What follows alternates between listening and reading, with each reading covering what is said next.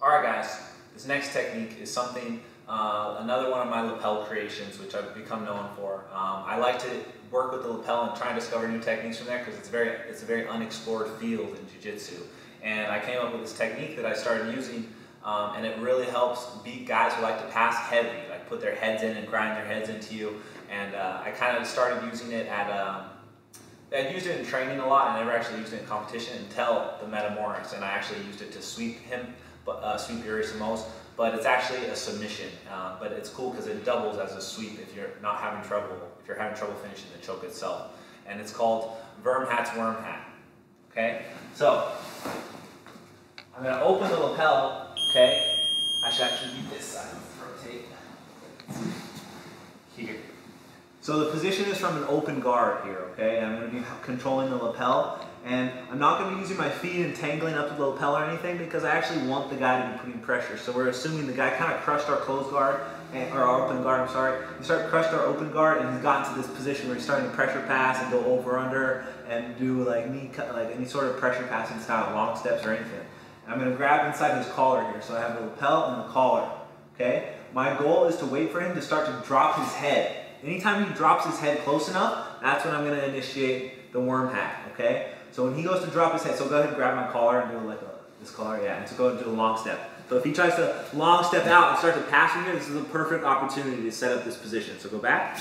So the second I see a guy drop his head down, I'm going to bring my hand with the end of the lapel in front of his face as his head drops down to try and pass, okay? Now you can see how this might start to choke someone because I have this tight around his neck here, and my left hand is on his collar. If you stand up for a second, show. My left hand is in the collar here, and my right hand is around his head. So I have my left hand knuckles pushing into his throat. My right hand is pulling tight like an Ezekiel.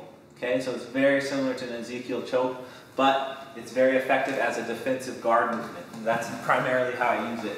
So when someone's putting a lot of pressure on me, and I grip the collar and he starts to drive his weight, as he's passing, I'm going to swing my elbow up in front of his neck and get the position.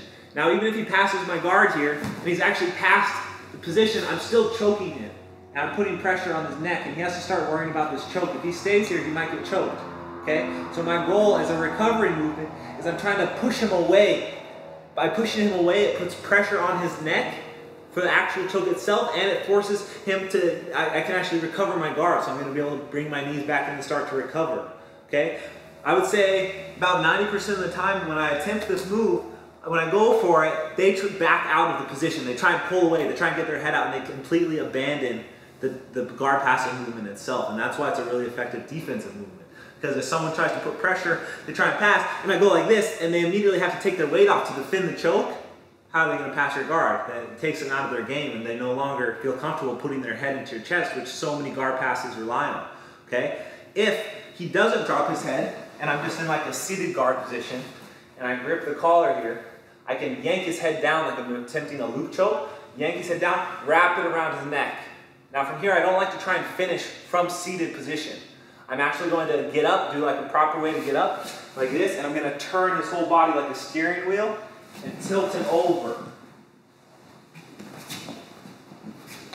So I'll drive him up and over, ending up in this top position. I'll put my fist in his neck, and I'll just drive in, or I'll turn and put my head down to finish these chokes. Okay? Now one thing that happens sometimes, which makes this position kind of mean, is sometimes the lapel doesn't make it all the way around his neck. If he tucks his chin, okay? So if he tucks his chin, right, I'm going to go anyways. Even though I know it's not going to hit his neck, I'm just going to go right over his face, okay? What this does is it kind of catches on his jaw, so when it actually goes to get up and to tilt, it's going to twist his neck. It's not going to break his neck. He'll be fine. But it is going to force him to have to give me the sweep position to tilt him over, okay? My hand is inside, and then I'm going to drive my knuckles in to finish.